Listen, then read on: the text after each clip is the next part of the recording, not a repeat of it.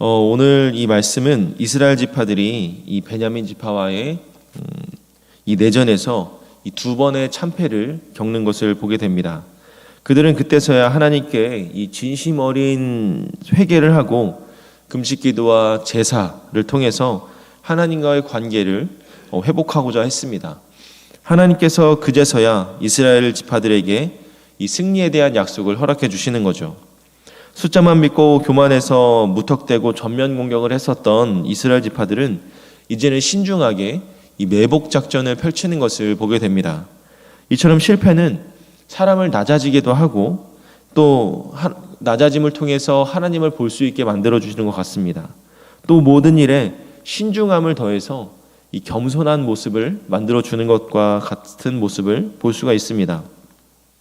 그들은 베냐민 군을 이 성읍 밖으로 끌어내기 위해서 지난 두 번의 패전 때와 같은 이 전투 태세를 갖추고 이 베냐민 지파를 유인하고 있습니다. 베냐민 지파는 이번에도 자신들이 이기는 줄 알고 의기양양해서 이스라엘 연합군을 추격하면서 약 한 30여 명의 사람들을 죽이고 시작합니다. 베냐민 사람들은 이스라엘 지파들이 이러한 유인 작전을 펼치는 것도 모르는 채 이 기세등등하게 이스라엘을 추격하면서 기브와 성읍을 멀리 떠나게 되는 것이죠. 베냐민 군대 앞에서 거짓으로 후퇴하던 이스라엘 지파 사람들은 이 성읍에서 피어오르는 연기를 통해서 그 연기를 신호로 생각하고 급히 돌아서서 뒤에서 공격하는 이 복병과 베냐민 군을 협공해서 공격하기 시작합니다. 결과는 베냐민의 참패였죠. 베냐민 지파의 군인은 오늘 이 말씀 속에서 이야기하는 것처럼 26,700명이었는데 그날 하루에 25,100명이나 되는 사람들이 전사했고 또 도망쳐서 목숨을 건진 사람은 겨우 600명이다라고 이야기합니다. 숫자에 민감하신 분들은 계산해 보니까 26,700명이었는데 왜 25,000명이 전사했고 그럼 왜 나머지 1,000명은 어디 갔지? 라고 생각해 볼 수가 있을 겁니다. 여기서 이 1,000명은 아마도 두 번의 앞선 전쟁에서 죽은 사람들이 아닐까라고 추측해 볼 수가 있습니다. 이스라엘 지파가 약 4만 명이나 죽었으니 베냐민 지파 사람들도 한 1,000명 정도는 죽었으리라라고 예측할 수 있는 것은 그렇게 무리가 아닌 숫자인 것 같습니다. 아무튼 베냐민 지파는 그때서야 자기들이 패배했다라는 것을 깨닫게 되죠. 여기서 이 깨달았다라는 원어의 뜻이 라라는 뜻인데 이것은 보았다라는 의미를 가지고 있습니다. 참패하게 된 현실, 우리가 패배했다라는 이 현실을 눈으로 직시하게 되었다라는 뜻을 이 원문에서 이야기해 주고 있는 것이죠. 그들은 패하기 전까지는 아주 의기양양했습니다. 두 번이나 승리를 했으니까 하나님들이 자기 편인 줄 알았던 것이다라고 착각했던 것이죠. 그러니까 죄악에 대한 하나님의 심판을 이제는 볼 수가 있게 되는 겁니다. 기므앗 사람들의 그 가증한 죄악에 대해서 하나님께서는 먼저 이스라엘 백성들에게 책임을 물으십니다. 기므앗 사람들의 죄는 이스라엘이 하나님을 떠났던 결과이기 때문에 이스라엘 공동체 전체가 하나님 앞에 회개하기를 원했던 것이죠. 그래서 두 번의 전투는 이스라엘이 패하게 만들어 주셨던 겁니다. 반면에 베냐민 지파들은 자신들이 지파 내에서 이 범죄를 범했음에도 불구하고 두 번의 승리를 얻게 되는 것이죠. 이것이 우리가 흔히 볼 수 있는 이 악인의 형통함이라고 생각해 볼 수가 있습니다. 베냐민 지파는 전쟁에 앞서서 하나님 앞에 물을 생각도 하지 않았습니다. 자기 지파 내에서 있었던 그 패역을 회개하기는커녕 15대 1의 무모한 싸움을 감행할 정도로 그들은 교만함에 빠져 있었습니다. 거기에 두 번까지 승리를 했으니 그들의 교만은 하늘을 치솟을 만큼 의기양양했던 것이죠. 그들은 두 번의 승리가 그들에게 시간을 주고 계시는 하나님의 배려라는 생각을 전혀 하지 못했던 겁니다. 하나님께서는 자기들 멋대로 심판을 감행하려는 이스라엘 지파도 또 자기 지파 내의 범죄를 회개하지 않고 그 범죄자를 품는 베냐민 지파도 모두 하나님께로 돌아와서 하나님과의 관계를 회복하기를 원하는 이 하나님의 배려, 그것을 몰랐던 것이죠. 이스라엘 지파는 처절한 패배를 통해서 그것을 깨달았고 회개함을 통해서 이제는 하나님 앞에 이 하나님과의 관계를 회복하기 위해서 힘썼습니다. 그러나 베냐민은 두 번의 승리에 힘입어서 오히려 더 의기양양하고 말았던 것이죠. 결국에 베냐민 지파는 남자 600명만 남기고 모두 다 전멸하게 됩니다. 죄를 품은 채 번영하는 것은 잠시일 뿐입니다. 죄인은 결국에 멸망하게 되는 것이죠. 그러므로 죄를 지은 채 형통하고 번영하는 것이 복이 아니다라는 겁니다. 죄를 범하고 있을 때는 오히려 내가 겪는 이 작은 실패를 경험하는 것이 축복이다라는 거죠. 그래야 멸망을 막을 수 있습니다. 우리가 악인의 형통을 부러워하지 말아야 할 이유가 된다라는 것이죠. 큰 어려움을 겪기 전에 작은 실수, 작은 어려움을 통해서 큰 실수를 막는 것이 더 큰 축복이다라는 겁니다. 이어서 본문에서는 이 38절에서 48절의 본문을 보면 앞에 전쟁의 내용을 이어지는 것이 아니라 지금까지 있었던 전쟁의 모습들을 다시 한 번 더 구체적으로 보여주고 있습니다. 베냐민 지파는 모두 다 전멸했고 이제 겨우 600명만 남았습니다. 그들은 림몬의 바위에 동굴로 피신해서 겨우 목숨을 부지할 수 있었죠.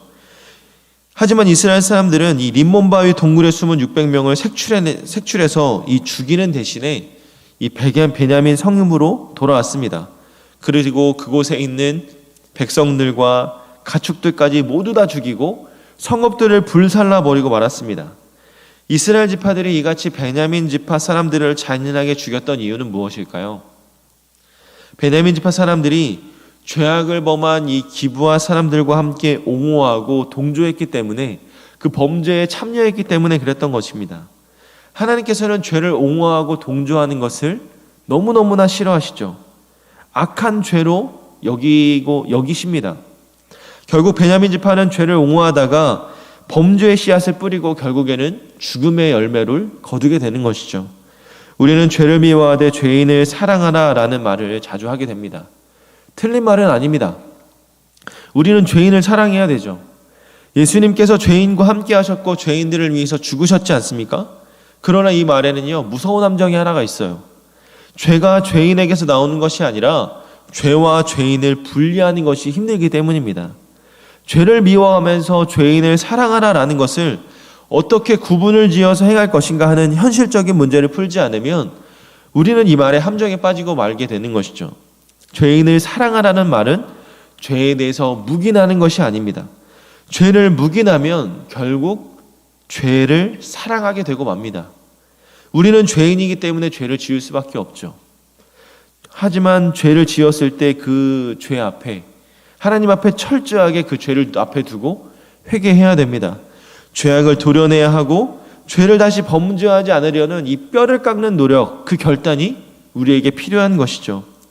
우리가 속한 공동체 내에서 이 범죄한 사람이 있다면 그것을 옹호하는 것이 아니라 그 공동체의 죄를 품고 함께 회개를 위해서 기도해 줘야 한다는 겁니다. 그렇지 않으면 똑같이 더러운 자가 되는 거죠.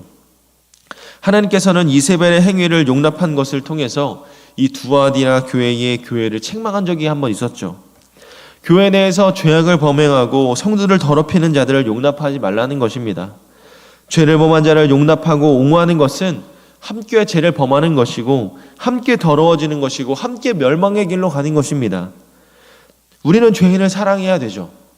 우리는 죄인을 아주 사랑해야 됩니다. 그러나 그것은 죄인을 그대로 두라는 것이 아니죠. 죄인을 사랑하기 때문에 죄에 대해서 책임을 지게 해야 되고 죄를 회개하게 되어져야 하며 멸망의 길로부터 돌이켜야 됩니다. 그것이 예수님의 방식이었습니다. 예수님께서 만난 사람들이 모두 다 죄인이었죠. 세리도 창기도 바리새인들도 모두 다 똑같은 죄인입니다. 주님께서는 그들을 차별하지 않고 모두 다 동일하게 사랑하셨죠. 그러나 예수님께서는 그들의 죄 가운데서 살아서는 안 된다라는 것을 가르쳐 주셨습니다. 자신이 죄인이라고 하는 사실을 아는 세리와 창기들은 예수님의 사랑과 가르침 안에서 변화되었죠. 그러나 자신들의 죄인인 것을 알지 못했던 바리새인들은 예수님의 사랑도 가르침도 거부하다가 결국엔 멸망의 길로 걸어가게 됩니다. 교회는 죄인들을 향해서 죄가 죄다라는 것을 당당하게 가르치고 치열하게 부르짖어야 됩니다. 죄인을 사랑하는 말로 죄를 옹호하고 그 함정에 빠져서도 안 된다는 것이죠. 죄인을 진짜 사랑한다면 죄를 죄다라고 외쳐야 합니다. 멸망으로 가는 그 길에서 돌이키라라고 외칠 수가 있어야 됩니다. 그것이 죄인을 향한 진정한 사랑의 마음인 것이죠. 오늘 본문에서 무사히 림몬 바위로 피했던 이 600명의 모습을 보기 원합니다. 그들은 또 다른 이 사사기 21장 13절 이후의 사건이 일어나기 전까지 이 동굴에서 약 4개월간을 숨어 지냅니다. 하나님께서는 베냐민 지파를 진노하시고 징계하셨지만 그들을 완전히 없애버리진 않았습니다.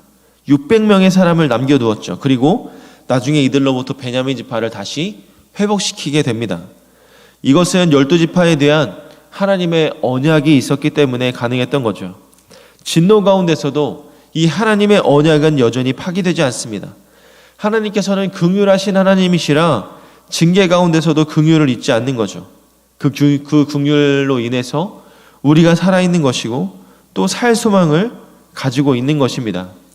우리는 이 하나님의 긍휼을 얻은 자리에서 시작하지만 하나님의 기쁨이 되는 자리에서 우리의 신앙을 마감할 수 있는 그 소망이 있기를 우리가 간절히 품고 나아가야 하는 것이죠. 긍휼하심으로 은혜를 받았으면 기쁘게 하심으로 하나님 앞에 영광 올려드릴 수가 있어야 됩니다. 그것이 은혜를 아는 자의 삶이다라는 것입니다. 오늘 이 새벽에 깨우는 저와 여러분들은 하나님의 은혜를 아는 삶을 살기를 주님의 이름으로 소망합니다. 하나님의 언약을 붙들고 그 언약된 백성으로 말씀에 순종하고 말씀을 지키려고 노력하는 삶을 살아갈 때 하나님께서 주시는 그 사랑과 은혜를 경험하는 것이고, 오늘 이 말씀 속에서 그 사랑의 함정에 빠지지 않고 그 하나님의 사랑을 통해서 올바르게 또 우리의 신앙의 삶을 이어나갈 수가 있는 줄로 믿습니다. 오늘 이 거룩한 주일 하루를 이 새벽 예배를 시작하면서 우리가 간절히 기도할 것은, 하나님, 오늘 이 충현교회 많은 성도들이 예배를 드리며 나아갈 때 오늘 하나님 앞에 철저하게 회개하고 이 땅 가운데 우리를 위해서 보내주신 예수 그리스도를 기억하며 감사하며 그 기쁨과 소망 가운데 온전히 설 수 있는 우리 충현의 많은 성도님들 될 수 있도록 은혜를 더해달라고 간절히 기도하며 나아가는 오늘 저와 여러분들이 되시기를 주님의 이름으로 소망합니다.